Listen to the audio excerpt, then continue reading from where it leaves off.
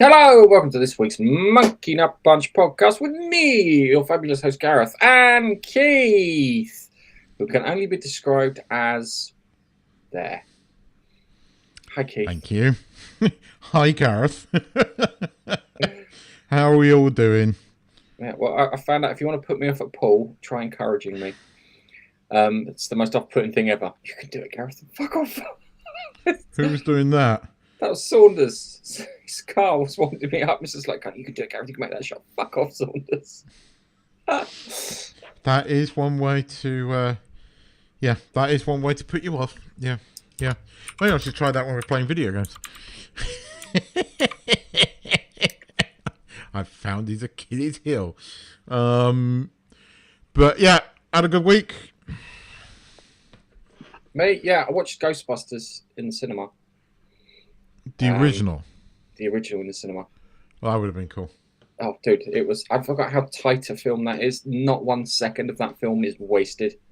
It's so, everything is in there, and it's just it's edited right down to its bones.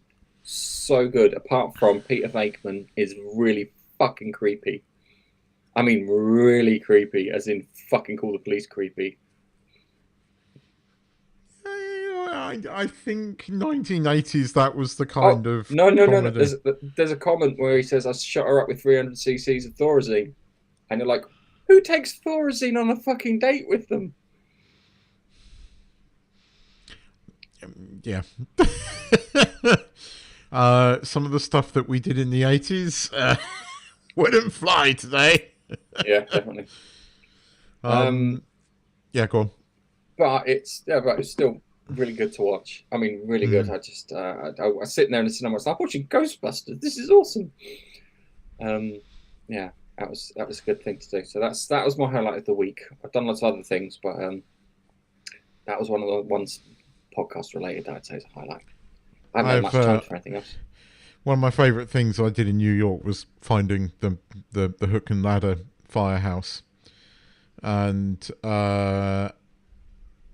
standing outside it, and I managed to stand outside it just as the fire truck turned up and went back in, and they had all they have the Ghostbusters sort of sign like that inside that they obviously put outside, on special events, but it was cool just knowing that was the guy. It was cool. And I found it on Spider-Man game as well. I love the fact that it's on the Spider-Man game. Sure. You know exactly where it should be. Really amusing is the interior isn't in New York. The interior is in Los Angeles. Oh, I know. And I know this because I was watching Big Trouble in Little China, and they were using the interior of the firehouse for Big Trouble in Little China, which I was like, this is set in San Francisco. So I had to get the IMDb notes for it.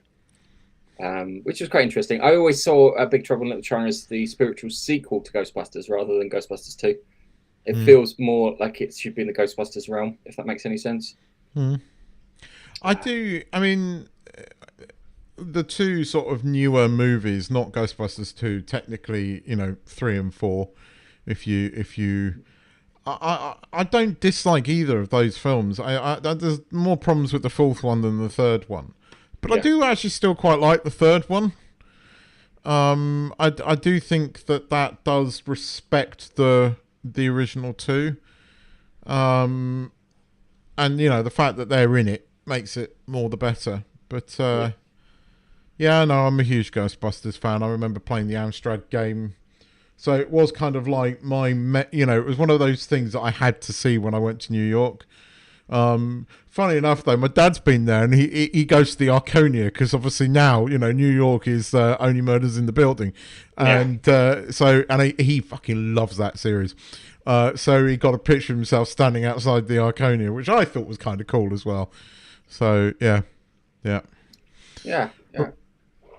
But no, I'm slightly jealous that you saw it in the cinema. That would be a film I'd love to see in the cinema. Actually, that would be really cool. I saw Ghostbusters 2 in the cinema. I do remember going to see that in the cinema. But not 1. Anyway, right. Shall we get into the not so newsy news? Not so newsy news. All right, let's put video in. Slow news week. Okay. Well. Superman hits 13 million views in 10 days of streaming. Biggest HBO Max movie launch since Barbie. Here's the breakdown of it. So Superman racked up 13 million global views, which makes it the biggest 10-day debut for a pay-one film or pay-per-view film, whatever you want to call it. Streaming success also triggered renewed interest in older Superman properties on the platform, notably an increase in Superman, the Christopher Reeve story, Superman the movie, Superman Returns, and Man of Steel. The film launch came 70 days after the original window and 35 days digital rental purchase window.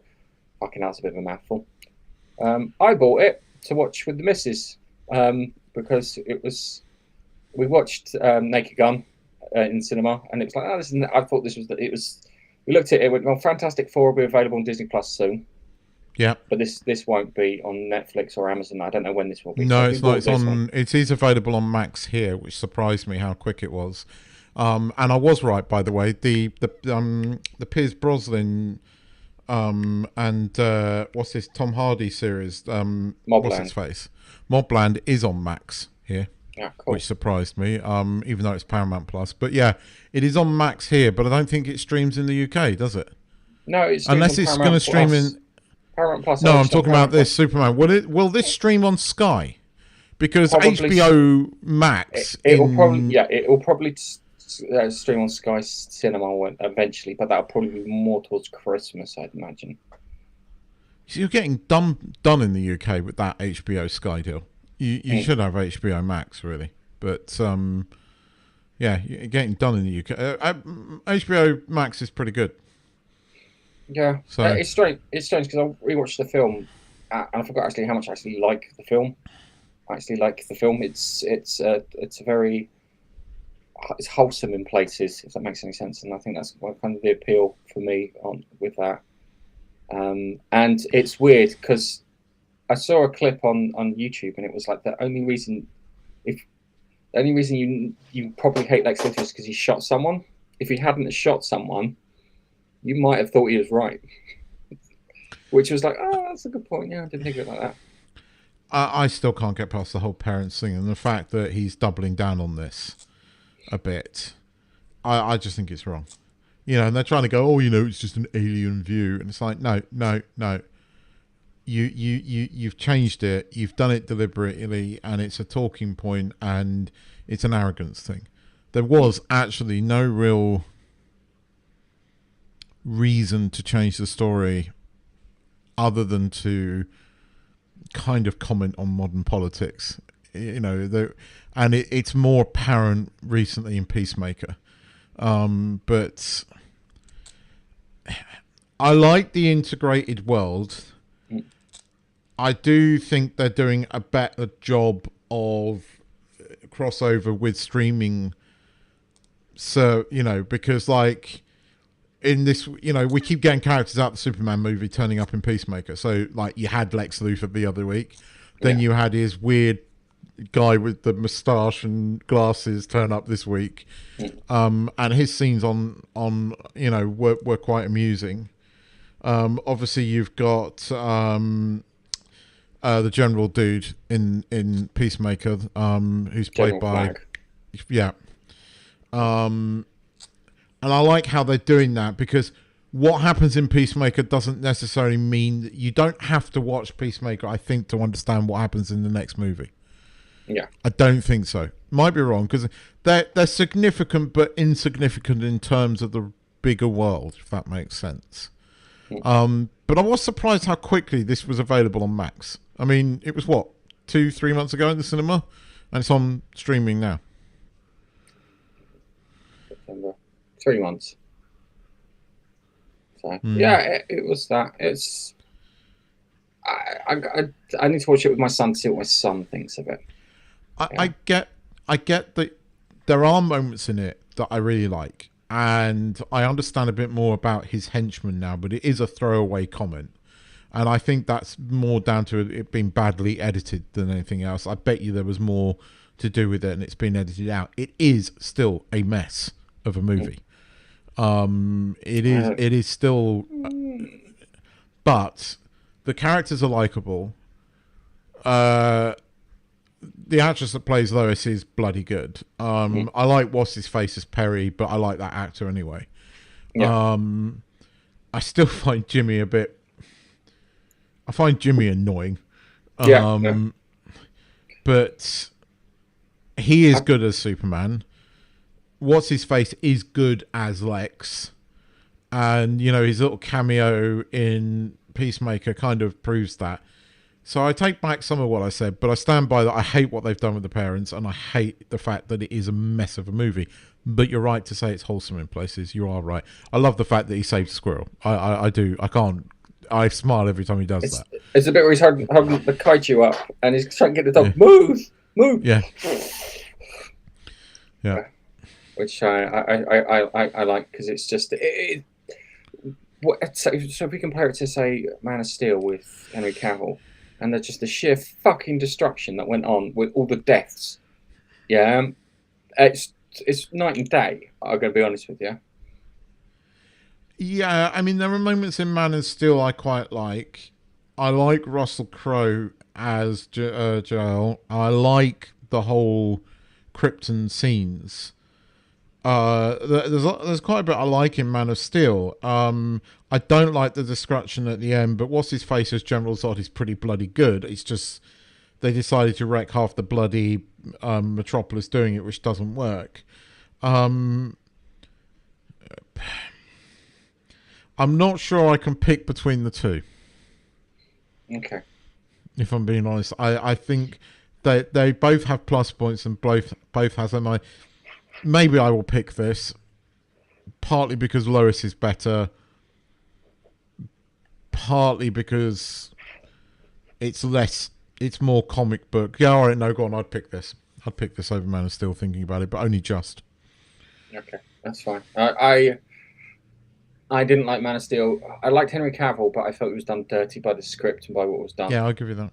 And it was like, kind of, do this. If you gave Henry Cavill this part, I think I'd like it even fucking more, if that makes any sense. He was done more dirty in the latter Superman outings than he was in Man of Steel, but yeah. I still can't get over the Batman versus Superman where he's hanging in, all godlike. I just don't, no, I do not people who like the Snyderverse you don't understand DC. Sorry. You weirdos on the internet that campaign for the Snyder universe, bang on about it. You don't get these characters. Okay, with that, we'll move on to our next story. Say, hold up, wait a minute, something. James Gunn has defended Peacemaker's bold new story direction, saying the Earth-X plotline isn't about just giving us a punching bag with racists. Episode 6, titled "The Ignorance is Chris," dropped, revealing that Peacemaker has crossed into Nazi-occupied parallel Earth, a twist that sparked debate about tone and intent. Gunn told GQ the storyline is meant to be complicated, exploring moral nuances, inherited guilt, personal identity, rather than an easy political catharsis. He admitted about some internal pushback at DC Studios, but insisted on tackling the subject without pulling any punches. There are moments in it that are quite funny. Like at the beginning of the episode, it's like, because you get the reveal like at the end of the previous episode, and in this episode, it's like, how did you not know, Chris? And he goes, well, it wasn't obvious. It's like, and then it shows like this big mural of Hitler on the wall. It goes, how about that big mural that you've been walking past for the last few weeks, and it's just this big fucking picture of Hitler on the wall? And it's like, yeah, we didn't see that either. And then you go back and you watch it and you go, actually, this is very cleverly filmed. It is filmed from his perspective, so you don't notice shit. But I love how it's a film like, how about the big fuck off mural of Hitler on the wall? There were funny things in this week's episode. His best mate, the weird dude that, Vigilante. kicked the bits. Yeah, Vigilante. Vigilante meets Vigilante's double in the other universe, and they are exactly the fucking same, except for one thing. The other one hates Peacemaker, but then you learn that actually the other Peacemaker is a dick. So actually, they're just the same, and there's some brilliantly done scenes there. He turns out to be really good, nice. Like, he is not the arsehole that he was in the other universe. I mean, Keith's a bit of a dick, but which you see towards the end of the episode. But you kind of don't blame him for going on a rampage at the end of this episode. But I actually quite liked this week's episode, but there are things in it that are thinly veiled commentary, shall we say. Okay. But I haven't watched it yet. I'll probably watch it after I've watched Slow Horses, because I've been watching Slow Horses and Foundation. So when I'm done with that, I'll pick up Now TV, which is the streaming service is on after I've cancelled my Apple Plus. I haven't liked most of it, but this episode was pretty funny, as was last week's episode. So 6 and 7 have been reasonably good episodes. I mean, it's not quite the... I mean, people are getting really upset by it. It's not that bad. Yeah. You know, when you look at other things, it's relatively tame. What's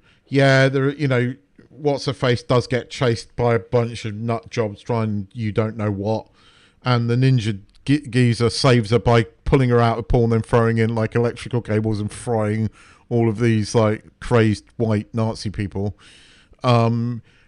There was one thing in the episode where the brother joins in chasing her, and the dad has a go, and they don't really deal with that. It's like, well, why were you chasing her?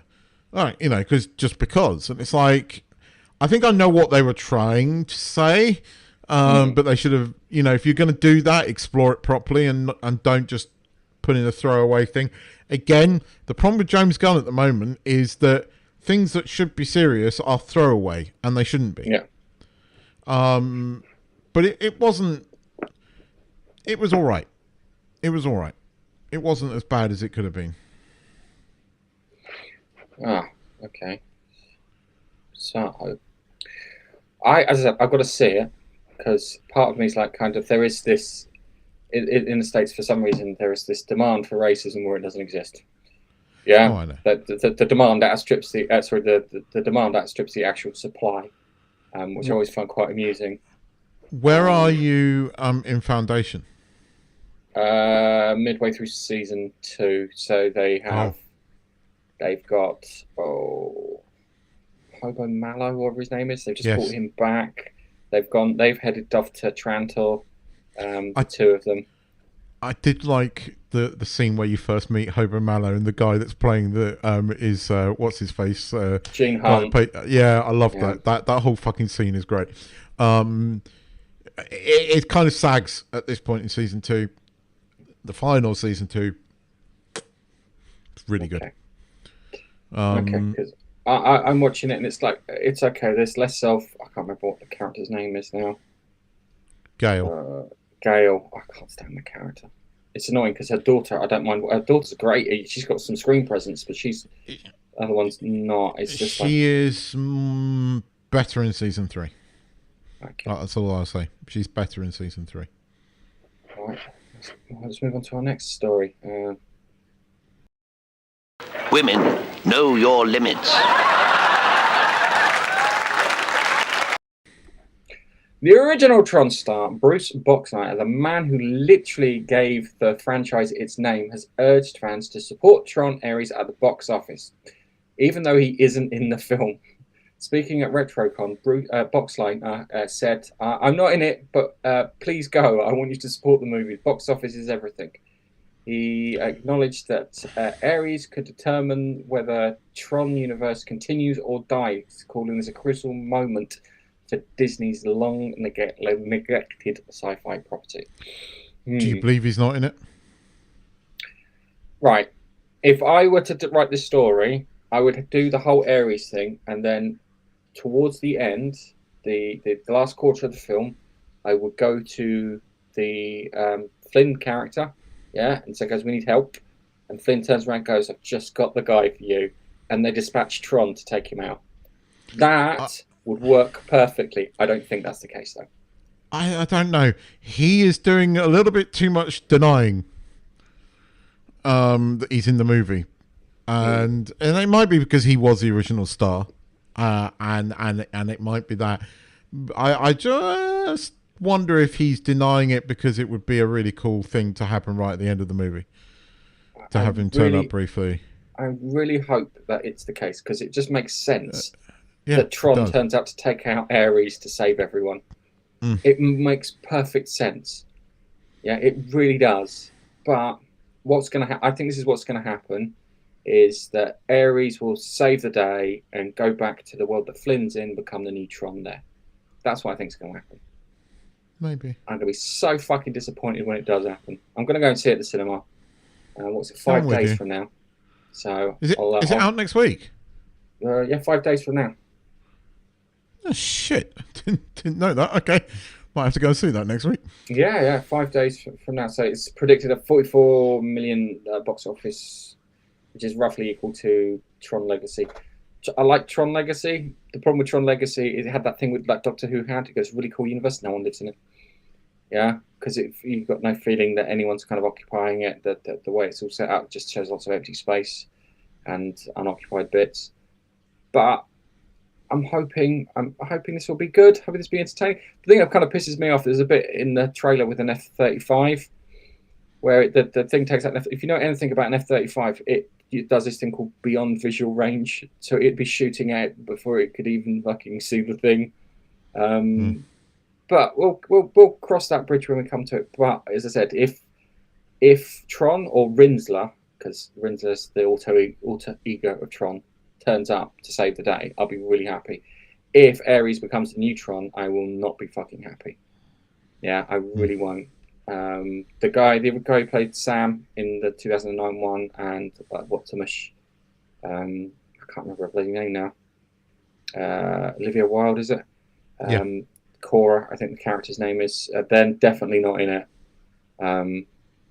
But yeah, they were right. The Bruce Boxleitner is what he might be saying is, I'm not in it, but I do voice a character in it. Which is really good because he's not lying. I'm not actually physically in the movie. I may be voicing a character in the movie because that's what you'd have. You'd have the stunt person with the voice of Tron, and then maybe some kind of digital overlay or something. But it would be cool that if he has if there's some kind of nod to him in the movie. That's all I'm saying. I think it might. But we'll see. We will see. I hadn't realised it was out next week. I'll have to go and see that. That'll be a nice impromptu trip to the cinema. Oh, this next one's a doozy. Oh, hang on a second. Oh no! What happened? Oh no! How terrible! That's just awful. How terrible! Oh no! That's rather appropriate.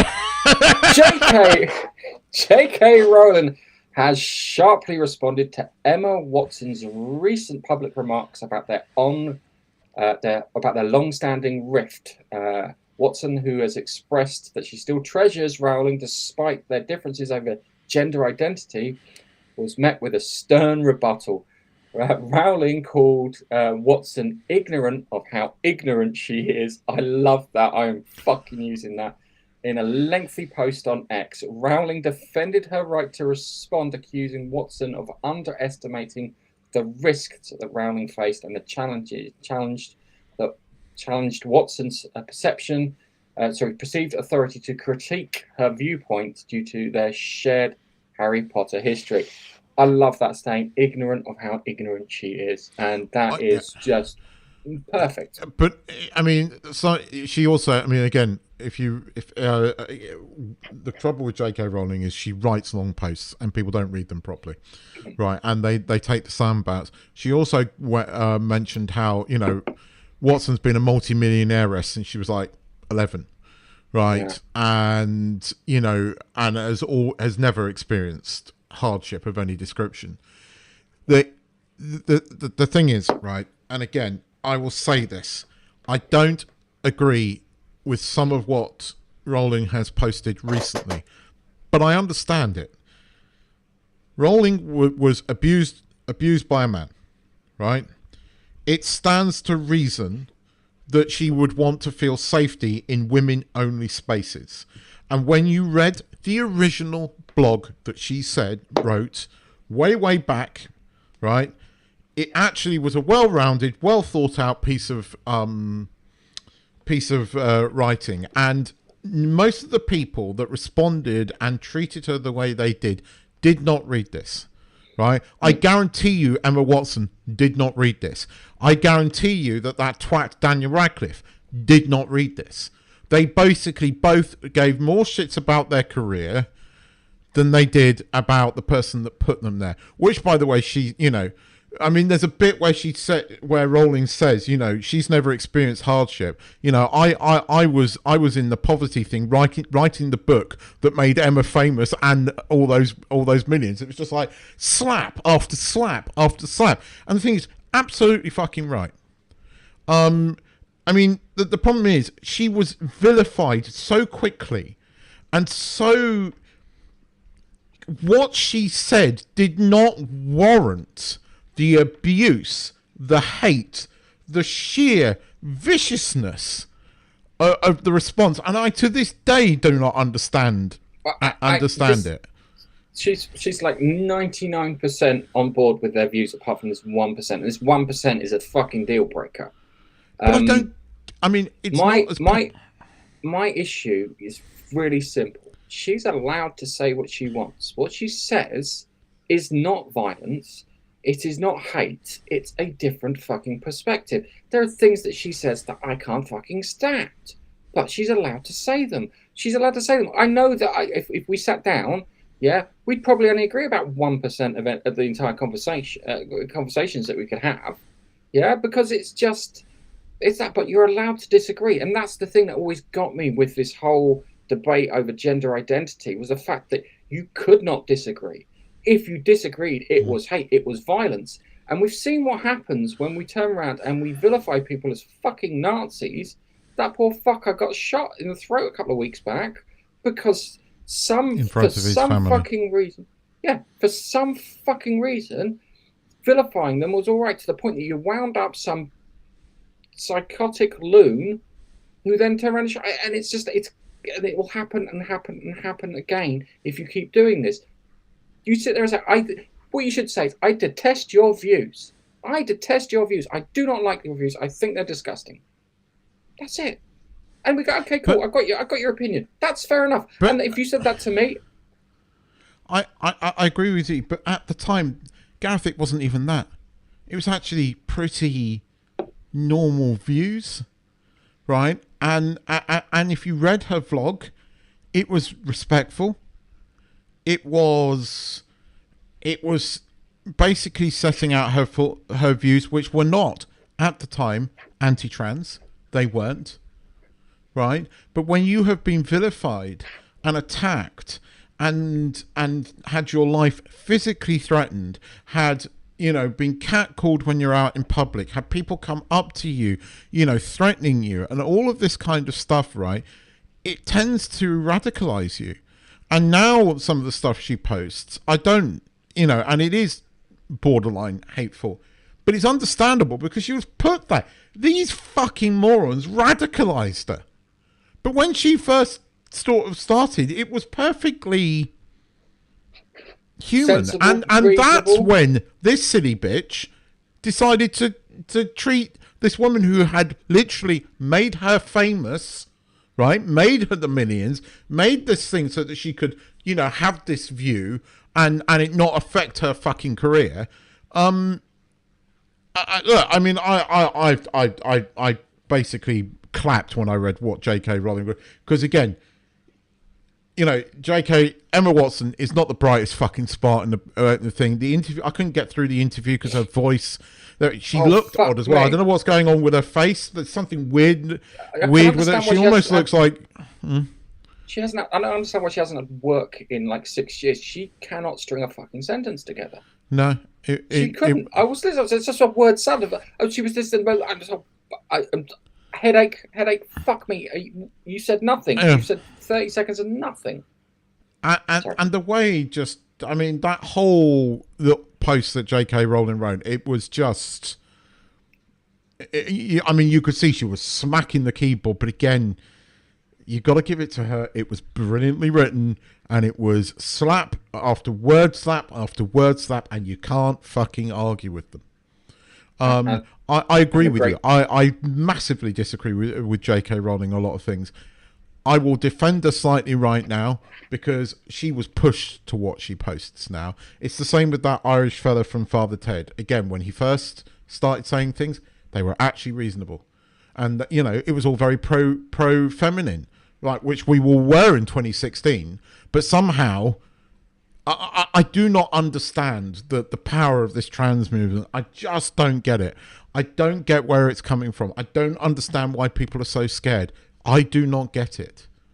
And I really don't. And I don't understand why it's such a thing. I mean, I fucking live in a country where, like the server yesterday, was what they call a gatoy here.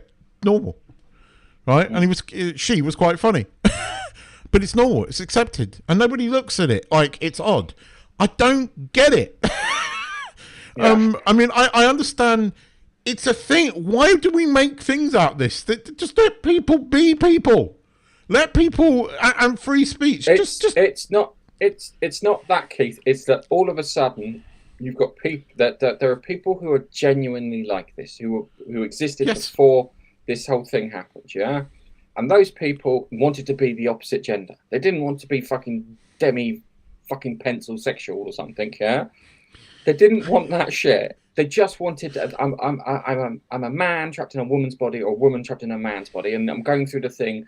And we had a much more sensible approach to it. No fucking children. Yeah, these were adults. Yeah, and it was okay. And now you've got people who are, how can I put it, who are borderline sexual fucking predators. Yeah, who are pretending this to happen, pretending that they're this. They jumped on it. And you're now using this as a shield, and we're not allowed to question it. Yeah, it's a fucking. If you know you're not allowed to question it, as far as I'm concerned, it's a fucking psyop.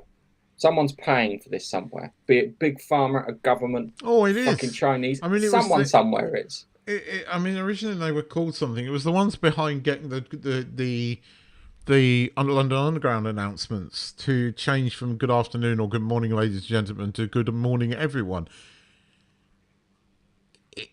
It's daft. It is daft, right? And I don't believe there is a strong enough even minority of people out there that were offended by that. It is 5 or 6 people online that have fucking massive followings and are complete fucking nutbars and actually should be in a home in straitjackets and locked in padded rooms going TikTok, and not being, Be honest, one of those fuckers is responsible for the arrest of Graham Linehan at Heathrow Airport. They're the ones that should be done for wasting police time. And it doesn't help that the authorities are more concerned with this than robberies or assaults or damage to property, or persons. That's the bit. And also, it's one-sided. There are people that have said similar things to what Graham Linehan did online and have not been arrested. It's one-sided. It's because of one individual who needs to be arrested for wasting police time. Seriously. That and the London Mayor, who should just be arrested. But anyway, I think we should move on before we get too political. Yes, okay. My name is Jeff. Decepticons, that's what I call them. In Slow Horses Season 5, tech wizard Roddy Ho, played by Christopher Chung, is no longer the peripheral hacker in Slough House. He has stepped into the spotlight. Chung's recently opened up about Roddy's surprising evolution in this season, a new romantic arc, which I fucking find hilarious, greater involvement with the core plot, and a bold shift in tone for his character, once defined by sarcasm and detachment. As the series adapts London rules, Chung's own journey from struggling typecast to becoming a more central figure in the spy drama, mirrors Roddy's risky ascent. Roddy is such a fucking dick. Yes. And I don't want to sound rude or anything. I know that matey Christopher Chung probably has been typecast, yeah. And if you listen to him, he's a proper fucking RADA actor, yeah. Yes, I know. He's got the RP, he's got the everything, and he does Roddy such a fucking so much justice as a character. He is the best thing about the last season of Doctor Who. He was the only good thing in the Midnight sequel, and you know, if you did not see his face, you would not know that was Roddy. He is a very, very good actor. But yes, he is a complete dick. You love to hate him, but you kind of love hating him, if that makes any sense. Yeah, his character's got a very off charisma, if that makes any sense. He's there, you want him there, but you know, it's you kind of need him to help propel some of the other characters through things. The thing is, right, there are so many people I know that have got ornaments in their houses, shall I say, that would have done exactly what he fucking did. Oh my god! When somebody broke in, I know one person that would have grabbed something, and I know he would. And I think you know a plastic lightsaber is not fucking working, Keith. We both know that. A Klingon batleth, maybe. If you had a Klingon batleth, my mate Jason's got a Klingon batleth. That would fucking hurt. Yeah, that would hurt. He does the role justice because it is clear why he wasn't letting fucking MI5 for being such an arse. But at the same time too, he managed to run the equivalent of department of like how many other people is at fucking the park or whatever they call it on his own. So clearly he's doing something right.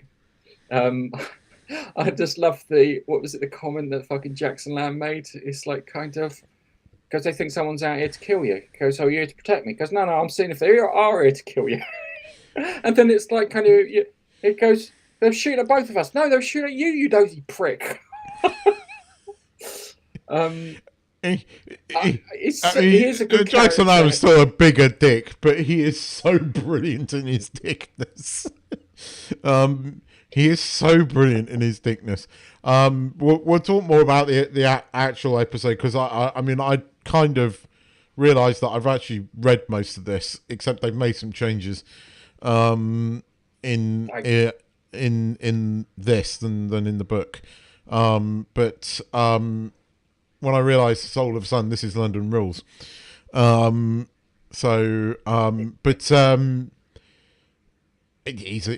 is a very good actor. We'll come back to it in our reviews. It's like when you see interviews with what's his name, Jack Loudon. Yeah. Yes. And he's so fucking Scottish.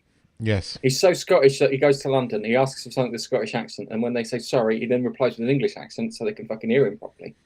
And it's the same with him because the actor is fucking night and day from the character, but he does such a good job with him. I've been enjoying Slow Horses. It's trying to work out where it's going, and I've got a feeling you're gonna really like Roddy towards the end of this, and then he's just gonna do something and turn back to being a dick at the last moment. Well, I mean, Roddy saved the day last time by driving a bus into the house, except he was too late. But he did try to save the day. True. He's a good character, and it's just I just love it, and I love the comments they keep making because they're winding up River. He's better looking than you. He looks after himself, unlike you. Fuck off. Yeah, he's a great character. Right, I've got 2 trailers, but where's my there it is. I need to find my music so we can look at the comments.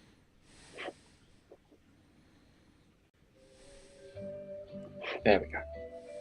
Now we should get on to the comments. Cracky. Biffa in first for the gold medal, followed by Chuck for silver. And he says Graph.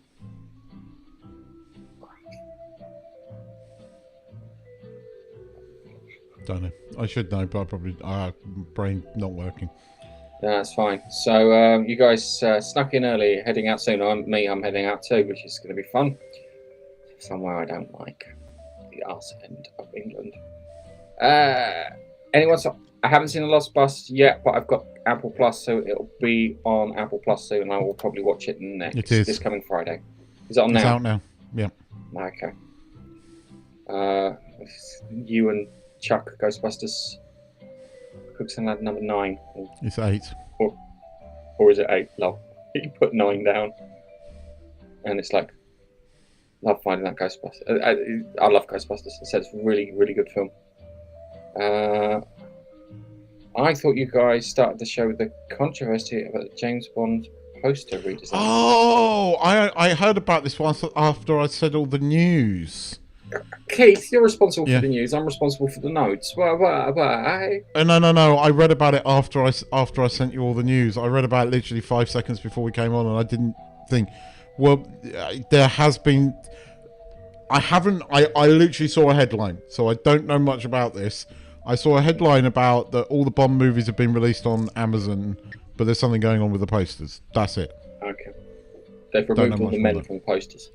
Nige is here. Hi, Nige. And then if it's saying hello to people, oh no, I've fucking gone back to the thingy. Yes, Sheridan's back. He was, Oh fuck! Have I been using the wrong mic? No. Keith, why did you not tell me I've been using the wrong mic? No, you're not using the wrong mic. You're not I'm using the wrong mic. Then my headphones are playing up. Hang on. Are you sure? I'm sure it's not. Podcast, alright. See, now I'm using the right mic. How did you not pick up? You usually correct me almost instantly. No. Because I haven't heard much of a change. Has he changed, guys? Because my melon was playing up. Because when I first came in, it said I was using this microphone, but I wasn't. I was using the microphone on here. So are you sure you're using the right mic? Tap the mic. Oh yeah, you are now. Now I am. What were you using? The wrong fucking What? This. Well, it sounded pretty good. Fucking hell. That's gonna throw the fucking. I've got the audition calibrated for this mic and your mic, and you'll see it change. It's okay. Okay. Anyway. Still not seen the new Superman. Yeah, sorry. Hey, look. Hi, everybody. Sorry, a little late. Beautiful day here. I think we'll go for a hike in a bit. Hi, Laurie. Keith, the fucking screen. Hi, Laurie. 87 degrees. I was looking at the Bond story. That was 87 degrees. Jesus, that's hot. Yeah. Emma Watson is a toe rag. I saw that first and saw toe tag, as in, ooh, that's a bit fucking extreme. Oh, Emma Watson's interview was a word salad. I was so confused. You were not alone. Steve! Hi, Steve. Keith.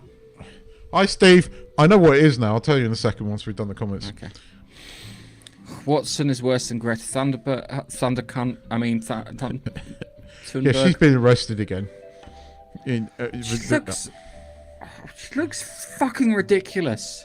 I know. You look at her, how the fuck could anyone take that seriously? My best clip I've ever seen of her is where she's waiting and Donald Trump just fucking blanks her as he walks past her, and you can see the frustration in her face, and I'm like, yes, someone needed to put that little shit in place. I like it, yeah. I'm gonna go across the thing in a sailboat, but the crew's gonna fly out to New York to pay a kid. What the fuck were you thinking? I will never backstab a person that gave me generational fame and fortune. I'd rather let Rowling do whatever she wanted. I always have this expression. I'd never stab anyone in the back. Do you know why? Because if you stab them in the front, you can catch the expression on their face.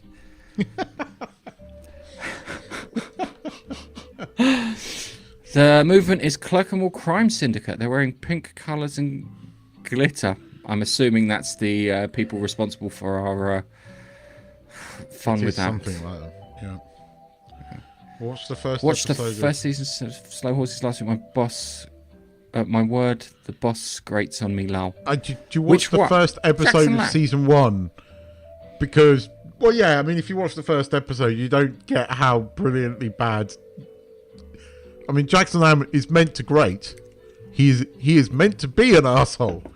He is. But he has some of the greatest one-liners. It's just and fucking great moments. Yeah. He's a bastard, but he's also a bastard to people that deserve it. Yeah. And when he's a bastard to the people that deserve it, you kind of cheer him on. Especially when he does like fucking... He traps that guy in the car. Got that really sleazy politician in the car and then lets one rip. It's fucking brilliant. But if he wasn't in the episode, it'd have been long and boring. Yeah, cool. You lot need to read the comments as you go. No, we have a section for the comments as we have go a system. through. We have a system. We have a Don't system. diss our system. Don't diss the system. We don't even have music for the comments. This is a great one from Steve. Greta looks like He-Man. Yes, she does. Yes, with the current haircut. Yes, with the current one. Yes. And Nice. Oh, you've got a lot of good TV to watch there, Nige. Nice. You haven't even touched it, and you might be talking about which boss are you talking about? If you're talking about Jackson Lamb, yes, he's an arsehole. But he's meant to be, and he just gets better. Trust me. Right.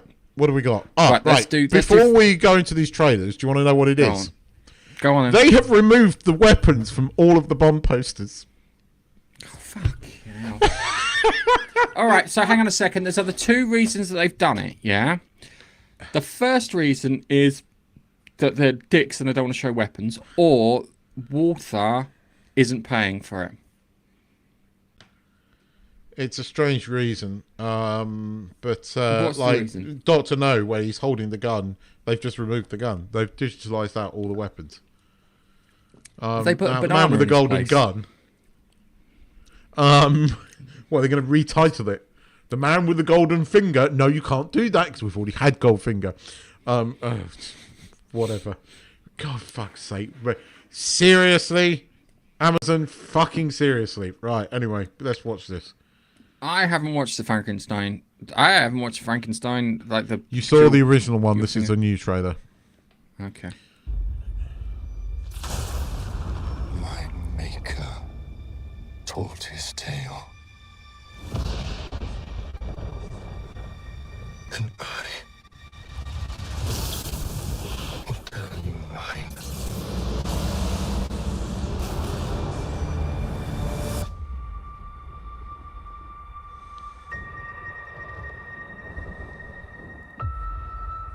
I remember pieces, memories of different men.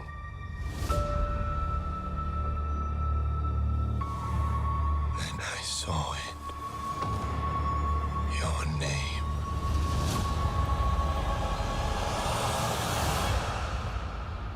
Victor Frankenstein.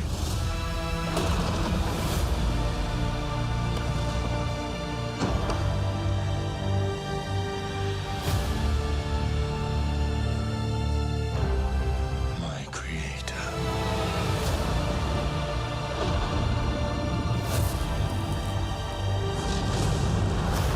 I demand a single grace from you.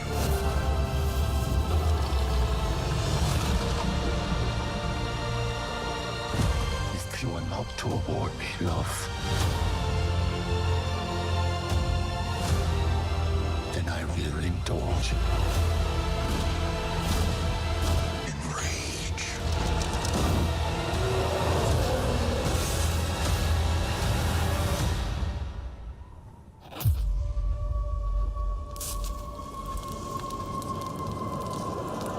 Now, run.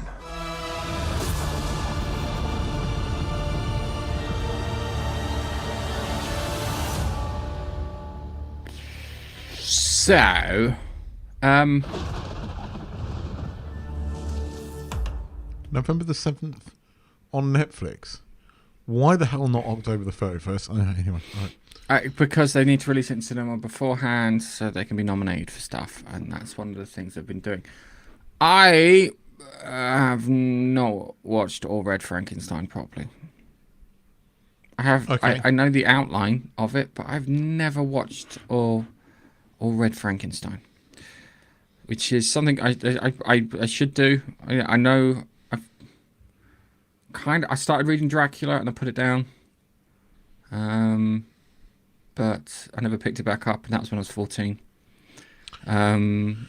So yeah, Frankenstein is different to Dracula. Having read both, this looks like, for the most part, that it's going to the sort of following the source material, the boat in the Antarctic, which, funny enough, looks very similar to the what's its face that got trapped in the ice. The Enterprise behind you, the Enterprise F. How does that work? No, there's a model of Scott's we can't boat. we can't see it.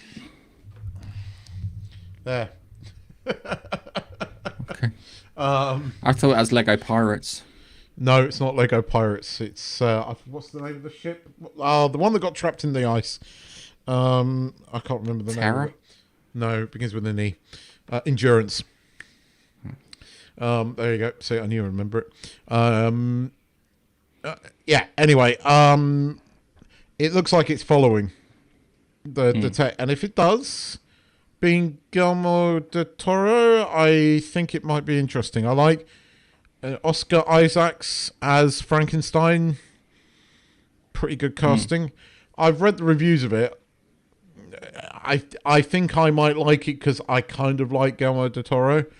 But yeah, Frankenstein, you either like the story or you don't. It is. It's not the easiest book to read. It's easier than Dracula in places, I think. But I've read both. I think I got to the bit where they fed the baby to something. Yeah, and it put me off. Yeah, I think that's all right. I think that might be where I went. No, actually, it's not for me. Okay. I'm gonna give it a watch when it's on Netflix. Hopefully, it'll be good. Hopefully, it'll be book accurate, and I can then maybe pick up the book. I know more about the story behind the book than I do the story of the book. If that makes any sense. But Keithy. Do you remember the PT demo? How can I forget the PT demo, Gareth? So, it's ironic that it was Guillermo del Toro, because Guillermo del Toro and Hideo Kojima were supposed to be working on Silent Hills with Norman Reedus, and they couldn't. But Hideo Kojima is now working on a horror game. It's called OD at the moment, but we don't know what it is properly. So let's watch this trailer. I think this doesn't give too much away.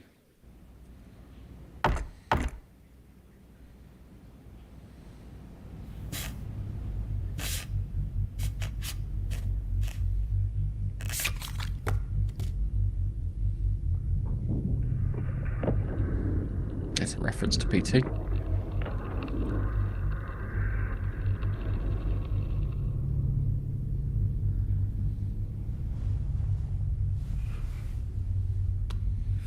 At first I thought that was live action. It's good graphics now, isn't it?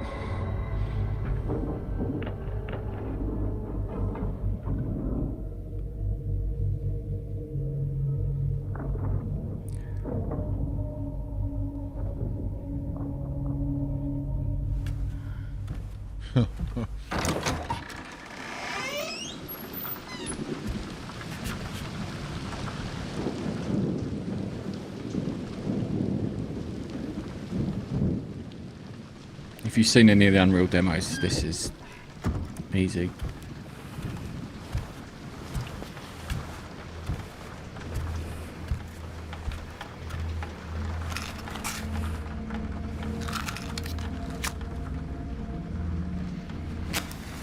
Skin's still not realistic, but bloody hell, everything else is.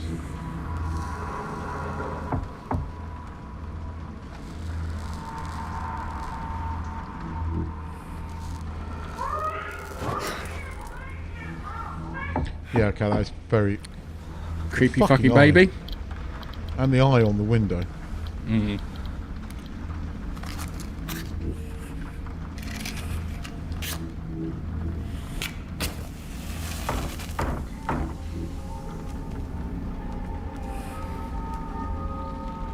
Oh, dude.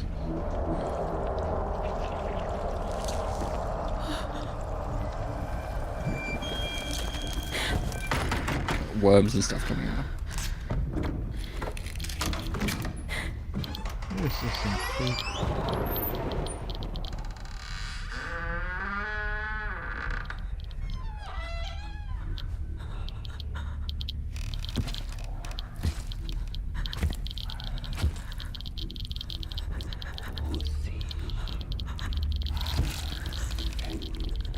That's almost a Doctor Who episode.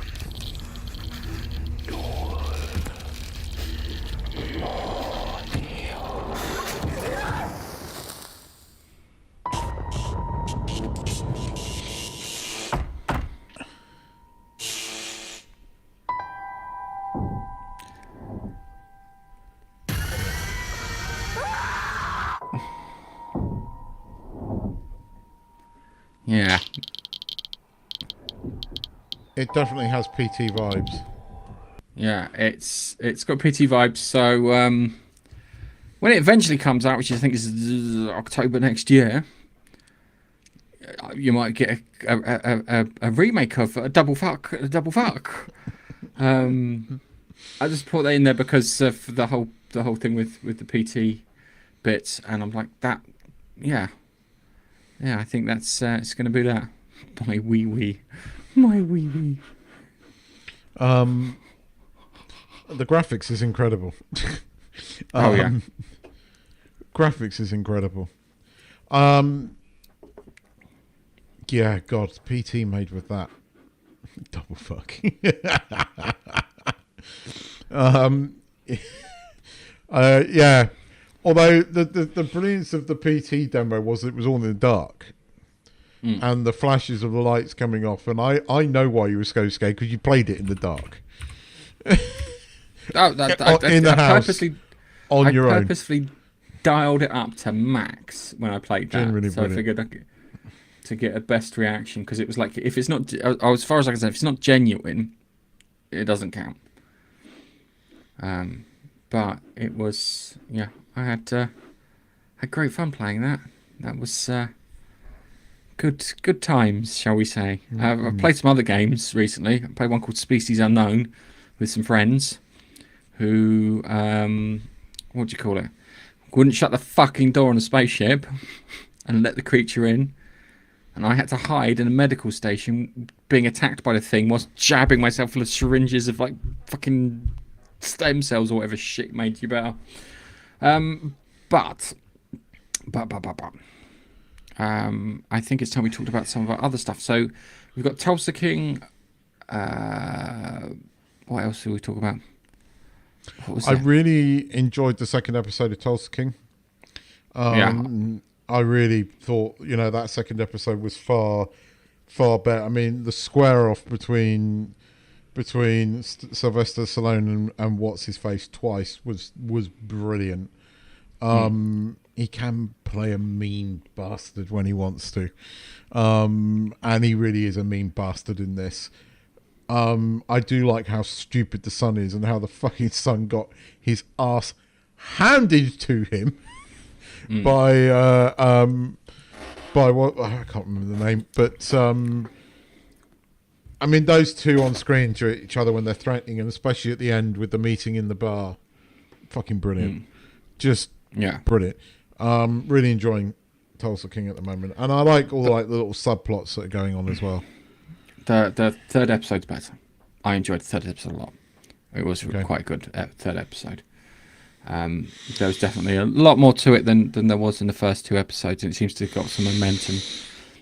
So you kind of got they're now looking into this other gang. The FBI guys now start to come into play. There are other questions, some inciting incidents, shall we say, to get things kind of moving. But yeah, it's good, and the black kid got beaten up again. He keeps getting beaten up, doesn't he? Yeah, he does keep getting beaten up. But there's some nastier people out there too, which is interesting. And there's some good sort of Sylvester Stallone moments in it. But yeah, watch that third episode; you'll enjoy it. I am enjoying the third season so far. I mean, it's definitely kept its quality. I'm glad that you put me onto this, because I do genuinely. Stallone is brilliant in this. I mean, he genuinely is good in this. This is the kind of stuff he should have been doing for years. I love it. I really do. I will definitely check out the episode. But the first two, the first episode was kind of like setting it up, you know. Yeah. But I mean, the second episode like kicked it off with a bang, and I think it carries it on even better. But I would say the same about Slow Horses as well. I think the first episode was a setup. The second episode is way better. So I really did enjoy. I love Tulsa King. I even like the theme tune. The theme tune's so fucking good as well. I mean, it really is a good theme tune. Yeah, I love the series. And Samuel L. Jackson hasn't even turned up yet. Yep, but at some point Samuel L. motherfucking Jackson is going to turn up as a. It is a kind of backdoor pilot for his own series that's coming, because that character's been spun off into his own series. Tulsa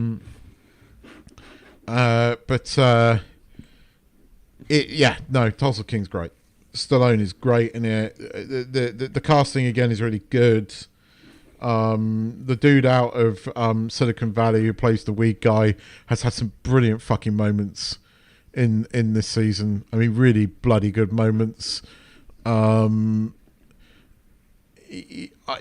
like, you know, the sort of the other two, sort of the mafia guy who's General Flagg. What's the actor's name? Oh, I can't remember his name. But he's just comedically brilliant in this. I mean, it is meant to be slightly comedic, but it is brilliant. The other dude that was the bad guy in that thing, I mean, the chat between them in episode 2, again, was just really... There's this grudging respect there now. And again, it works. It works. Why the fuck nobody ever thought to cast Stallone as a kind of mafioso boss before? I don't know, but it fucking works, and it works really well. I like Tulsa King a lot. Yeah, I genuinely enjoy it. Okay, what else? Slow Horses. Slow Horses. So, poor Roddy is still obsessed with this girl, even though they fucking told him time and time and time again that she's there for that. Hang on a second. Someone's trying to call me during a podcast. The answer's no. But yeah, Roddy. There's these two storylines. You've got these. I don't know what kind of terrorists group they are, and I got a feeling that the guy from what's his mush from. I can't remember the actor's name from. Or what do you call it? Ted Lasso. Oh, he's playing the Sadiq Khan. And then you've got the other guy who's playing the Nigel Farage kind of stand-in. And I think the Sadiq Khan is setting it up to make the other guy look bad. And then something else is also happening at the same time too. Well, I know that in the book it's North Korea, right? It's not here. But the Psycho character says this is a playbook. They are playing our own playbook against us. You know, if you want to destabilize a country, this is what you do. You start with a racial shooting, and then you step it up. They're going to go after the Farage guy, or they're going to go after the Sadiq Khan guy. But I think he's in on it. I think you're right. I can't remember everything from the book, but I like it how the Psycho character just comes up. Oh, it's the playbook. What do you mean? It's our playbook, isn't it? I love how he comes out with those moments. But, I mean, all the bits in the bar and Jackson Lamb being at his most dickish. And, like, you know, the way he's treating them all. I mean, he's a dick, but he is properly a dick in this. Having a go at Cartwright, like, not you. And it's like... And he's right. The problem is, right, I know he grates Nige, but he's right. That's the problem. He is what I like about Jackson Lamb is he is an absolute dick. He is meant to great, but he is a brilliant spy. Yeah. And like he generally is a very good spy. And you know the way they fuck up that guy that comes in. I just love it when he goes to attract Lamb with. What are you going to do with that? And then you got What's-a-Mush chasing down after him. Oh, the little one. Yeah, but she sticks the syringe in his leg and smashes it in there with a skateboard. You're like, oh. I mean, I knew that when he got into the van, he was, take me to a hospital. I knew they were going to kill him. That was obvious. But the Roddy moments in this episode were great. Lamb being a complete dick in that bar. And again, I like how he orders some chips, and they're still Ponzi chips, and he's right again. He's fucking right. You see, this is the thing, Nige, right? You'd like him in this scene because you are the guy that would agree with him. You order some chips, you get these Ponzi little fucking things, right? You would be complaining just as much as Lamb, I know, and you're right, and you'd be right too. So, the thing is, after the first episode, he is a bit great, but give him time. Don't get me wrong, he's a dick, but he's a brilliant dick. Yeah. And you can see how much fun Gary Oldman has playing him. And he gets better. And you do begrudge by the end of the first season, you kind of do begrudgingly respect him. I mean, the final scene is in the first season with Lamb is brilliant. But I love this series. I fucking love it, and the casting is really well done. I actually think it's one of those rare occasions where actually the TV series is probably better than the books. I struggle with the books because it's like the Jeff Lindsay's Dexter. It's really flowery with the language. Yeah, and it's just like kind of I need it to be kind of. Because it needs to be like a Tom Clancy kind of feel to it, if that makes any sense. And Stephen King for the Dexter ones, just to kind of make you kind of pull you into, because it's not. Yeah, it's good. I don't know. Something's going to happen with River and Psycho, because they've been paired up. I don't know what's going to happen with them. Something's going to happen with them. They're clearly River's setting something. dad's going to come back into it because he's not dead. I do know one thing that happens with River, but I don't think it's this season, and so I don't want to ruin it for you. And I know they are going to do it. So I mean, it's got another 2 seasons. I know that it has been renewed through to season 7, and there are 9 books currently, and they do want to do them all. Make you to write a 10th one. But I mean, the bit with Claude on the hill when he's what's going on in the press? That's got to be guy her. with a fucking reporter. That's it. Yeah, because she's like kind of. Because what she's doing at the moment is you've got the former politician who was the Home Secretary who's covering up the fact that those guns were stolen. He is he's trying to indicate that she's going to leave. Yeah, but it's the old misdirection. I didn't set him up. I didn't do anything because I was planning on leaving all along. Why would I do this? I'm planning on going to the private sector and earning lots of money. Why would I want First Desk? You denied me a couple of times for First Desk, and I figure I'd be better off in the private sector, so it doesn't look like it's her. Does that make any sense? Yeah. Where she's just doing a whole kind of misdirect. I do think it's her. She's a bit of a dick. I think the head of the dogs is going to be on the side of Lamb. I mean, when they went in with guns... She didn't like doing it. She's going to wind up in fucking Slough House. She should be in fucking... She's fucked up more than fucking Duffy did. And Duffy's still in hospital, so he's technically not dead. No, he's not. So he can make a comeback as well, and he would want blood. Quite literally. I know something happens to River, but I don't think it's in this season. And when I say something happens... I'm not going to say anything because I know how it resolves as well.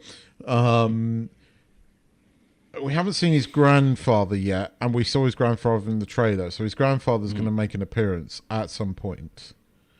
Yeah. His father's going to make an appearance at some point. But I love this being a bit more Roddy central. Him and Lamb together. Again, it is a battle of the dicks, but it just... They are complete dicks, right? Both of them, they're highly unlikable, yet you cheer them on. I think because you hate Lady Di more. And Claude is such... I mean, again, fucking brilliant casting. I feel sorry because James Callis is a little typecast playing the whiny dick role ever since fucking Battlestar Galactica. Good at it.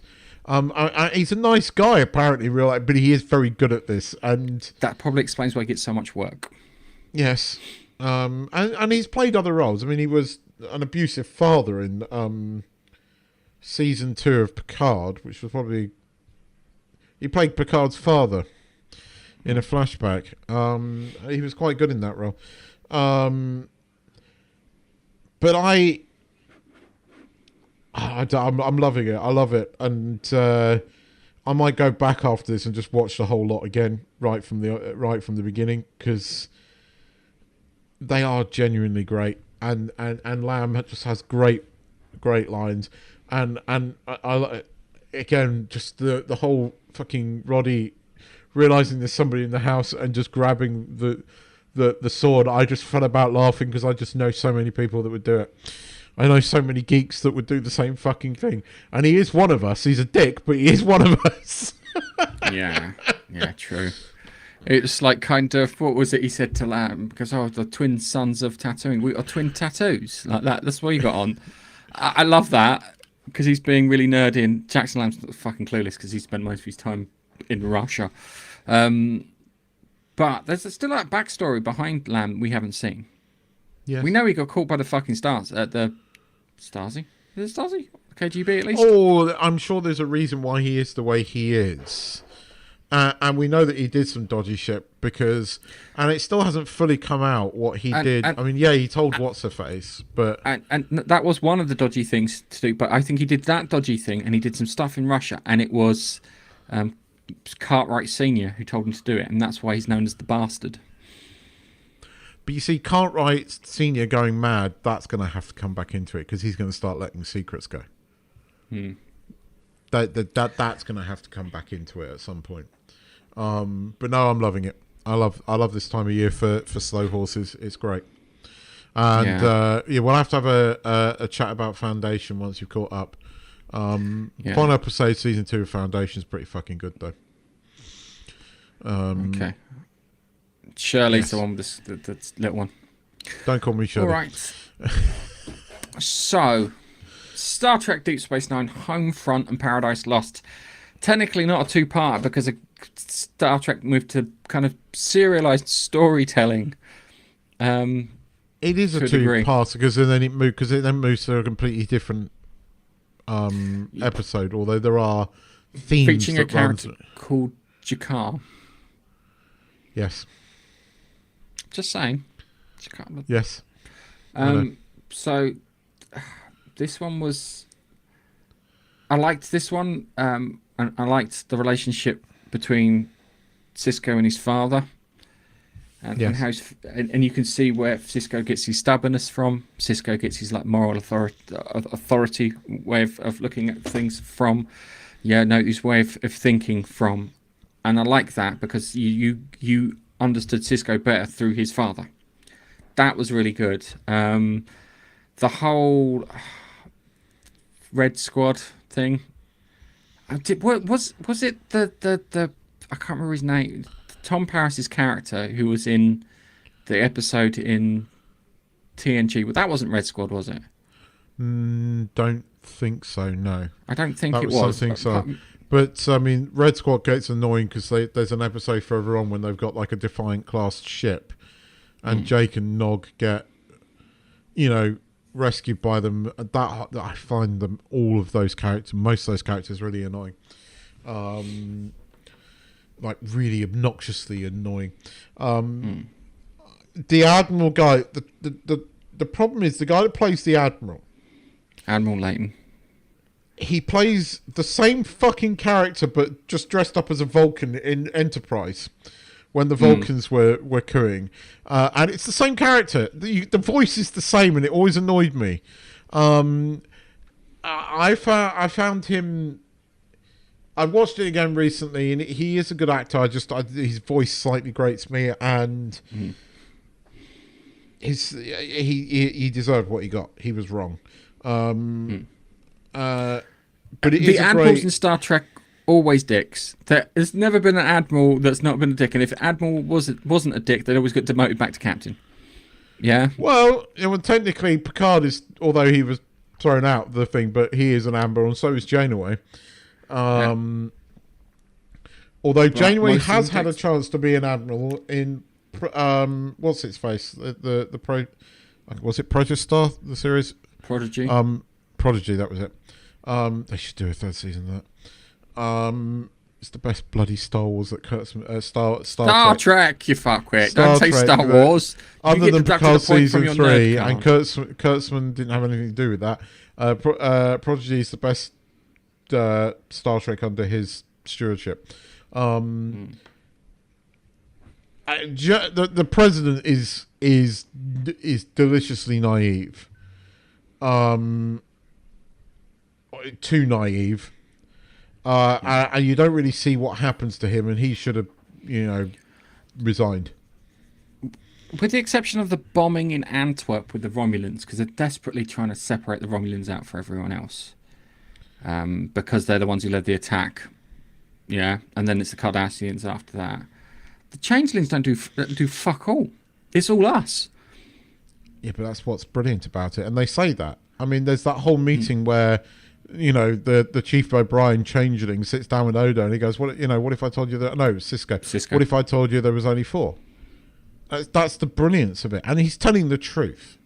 There were probably only 4, but 4's enough. Paranoia. What is it's, yeah, you're right, it's us, it's paranoia. That was the biggest enemy in this. Paranoia leads to a coup. Paranoia leads to... The thing was, Leighton is right about one thing, that the president is weak. And probably is not equipped to deal with what the Dominion threat is.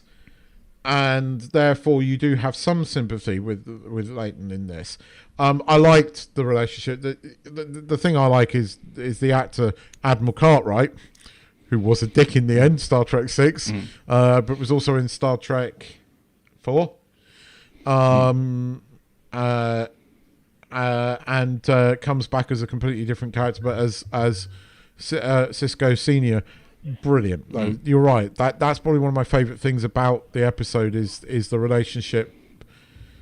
It's nice that he's got this healthy role model, and it's great that you see where it comes from, and it's great that he insists that Jake fucking works in the restaurant, and it's like, can I have me cutting vegetables? This, like, no, have we waiting tables, which I like, and it's a nice like humble kind of background, but he's a principled man, and I like that. It's the bit where he cuts his finger, yeah, and he cuts his finger, and you can see the blood on the thing. He turns around and goes, "If I was a changeling, I'll pour sod off the street and just drain the blood out of him and then spit it back out on command."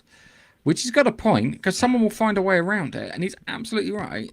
But everything he says comes from love, and this is one of the things that you don't often see on television is a wholesome father and son relationship, and it's 3 generations of it, and it's done so well. The thing that one of the cores of DS9 is Cisco's relationship with his son, and the way that they hug, the way that they show emotion. He kisses him, and there's nothing wrong with it, and Avery Brooks generally did treat the young Jake, the actor that played him, like a son.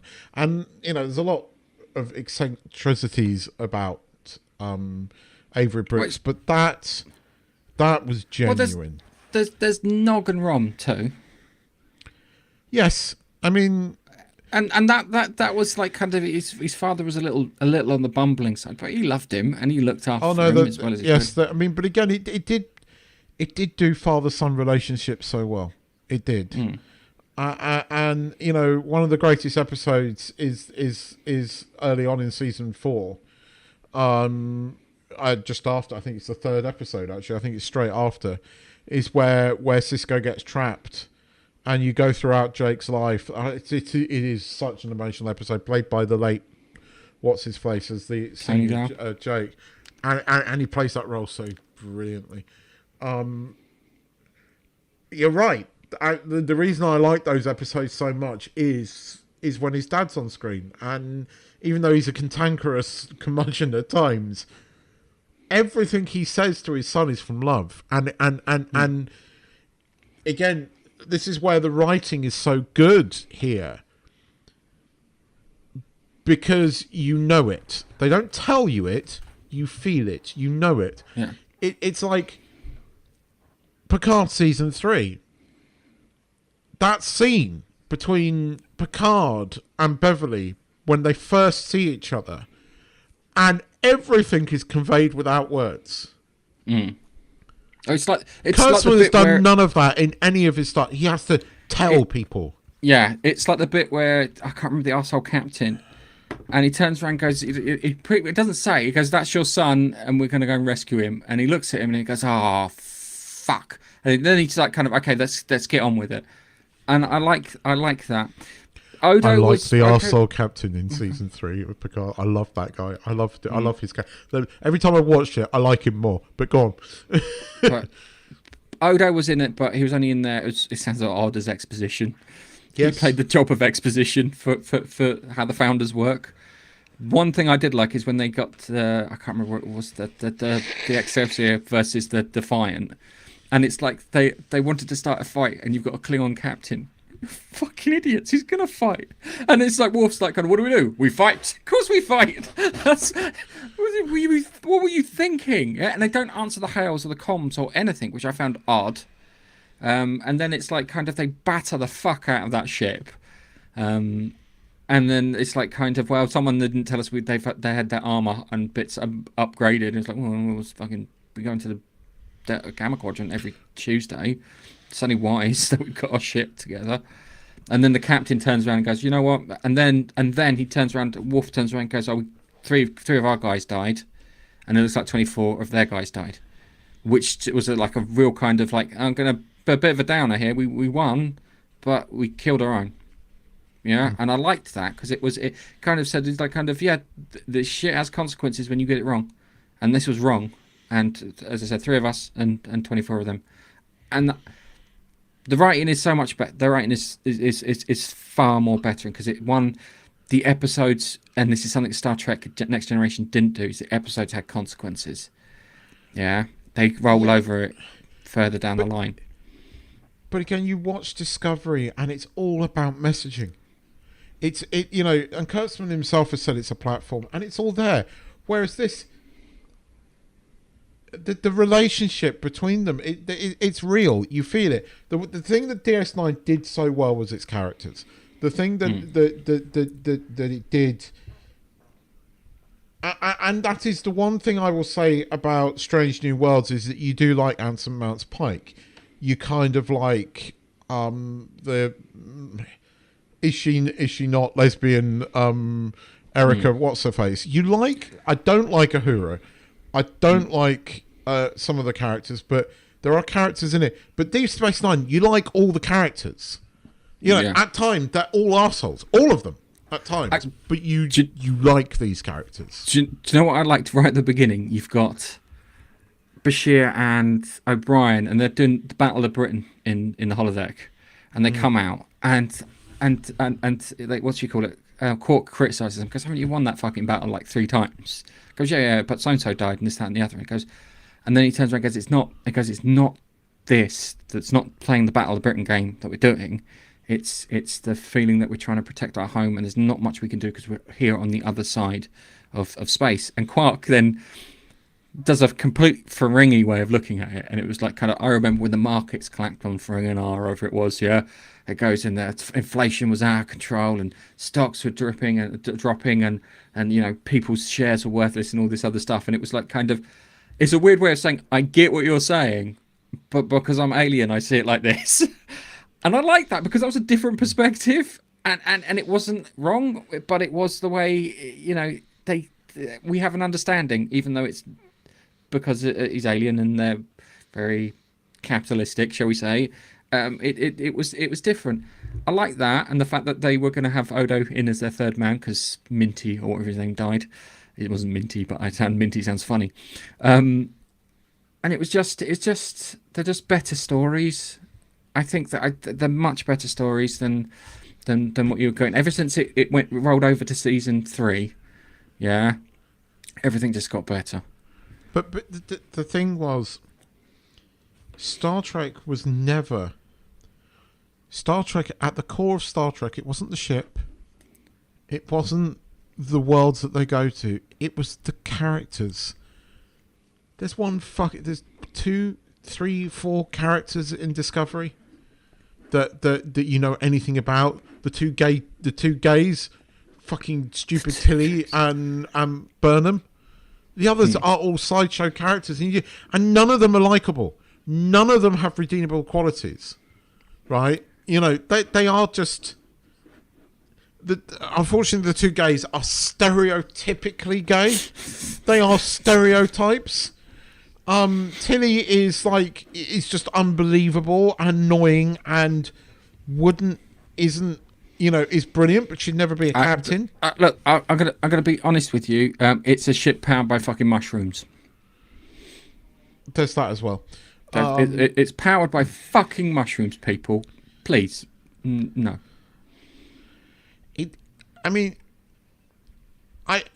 You just have to watch. The writing is so much better, and it's not just. I mean, beyond the obvious of the language and you know, it's not chock full of things. And don't get me wrong, it's not perfect.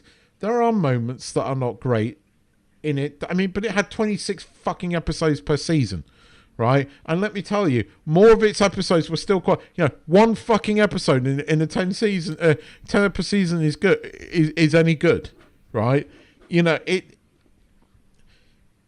these two, they were strong episodes. They were good. They were brave. They'd never done anything like it. You know, having a coup, full-on coup, and politics. But again, it was paranoia that was doing it. It was we were our own worst enemies in that episode. It was human nature, and again, it went against Gene Roddenberry's whole. You know, we've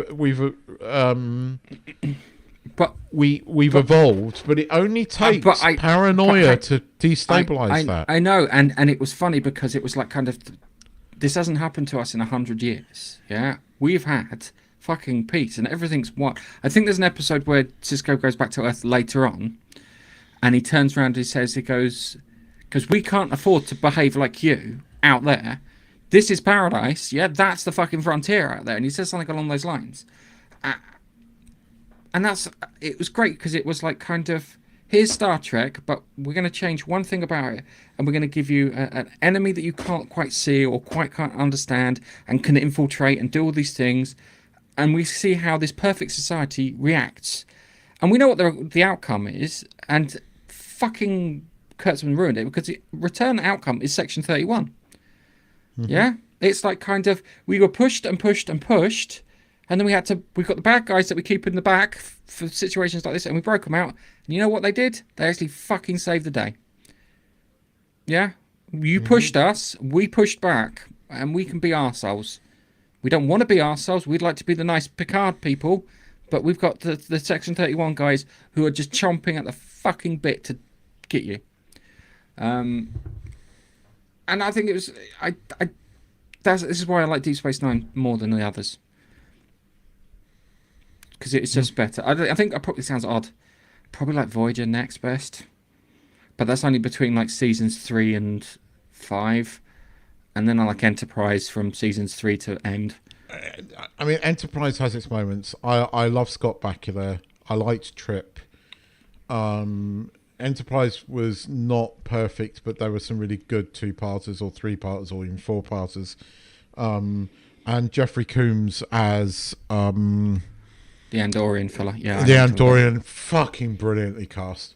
Brilliantly cast, and I loved his relationship with Archer.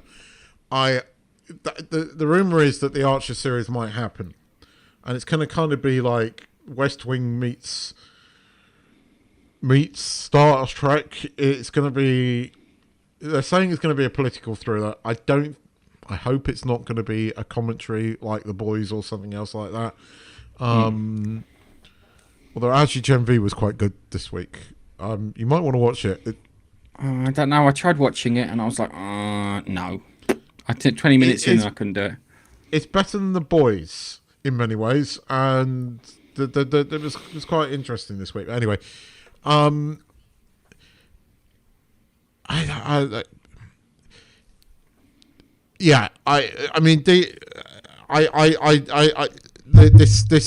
Archer series that might be coming, I would like to see Scott Bakula back. I do like Scott Bakula as a captain. I like him as an actor, but I liked him as Archer, and Archer as president, and that could work. But it's not. It can't be under Kurtzman. It can't be. But look, I mean, if Academy is bad as people are saying it is, if it's true that it is as bad as what's been said, it will be Kurtzman's final, nail in the coffin. They're not making any more of those yearly planned Star Trek movies, are they? Because Section 31 was bad. Well, they've been bought out by Skydance now, haven't they? It's official, because Skydance pops up on my Paramount Plus. Paramount, a Skydance company. But it depends what contracts they've got in place, because, again, if it's true about the Rings of Power, I can almost understand why Amazon keeps making it. Because apparently, if it's true, there is a clause in the contract that if they cancel it, they got to pay the estate of Tolkien's estate like $500,000 or something ridiculous. $500 million, probably. Yeah, that's what I mean. I wouldn't $500,000. They wouldn't. They'd pay it out now. But it's shifted production to the UK. It's not even been made in New Zealand anymore. Yeah. The second season was made in the UK, tax reasons. I didn't know that. Yeah, it was moved to the UK for tax reasons. That's why Netflix have set up around the corner from where I live, in Shepperton. So yes, it's huge. Sense. Seriously, it's fucking huge. When you're here next, we'll have to go and just drive past it, and you can go, fucking hell. It's huge. They've got some big ass sets. And on that note, I think it's time. Yes, we have to go. We have to put a bow on this. Thanks for watching, guys. Thanks for commenting. Hi, Laurie. Bye, Laurie. Take care. Bye, Chuck. Thanks, Steve. Thanks, Tanif. Thanks, Biffa. Thanks, Nige. Yes. And we'll catch you in the next one. But for now, bye bye. Bye bye. Yeah.